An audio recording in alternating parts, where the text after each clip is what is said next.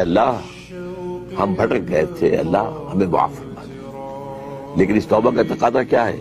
دیکھو اپنے وجود کو اور اپنے گھر کو اور اپنی معیشت کو اور معاشرت کو، جو چیز خلاف اسلام نکال دو۔ اگر یہ نہیں کرتے تو کوئی توبہ نہیں، ساتھ بکواس۔ آپ توبہ کی تسبیحیں پڑھتے رہیے، استغفر اللہ ربی من کل ذنب واتوب الیہ، لیکن جو خباثت کاروبار میں ہے وہ جاری رہے گی۔ حج کرائیں گے، 2 4 6 حج کیے ہوئے ہیں، لیکن جیسے جاتے ہیں ویسے ہی واپس آتے ہیں۔ جو سودی کاروبار کرتے ہوئے گئے تھے، آتے ہی فوراً دوبارہ اس کو شروع کرتے ہیں۔ یہ توبہ نہیں، توبہ یہ ہے کہ اپنی ذات، اپنے گھر پر تو آگے اختیار ہے نا، اگر نہیں تو ڈوب مرو۔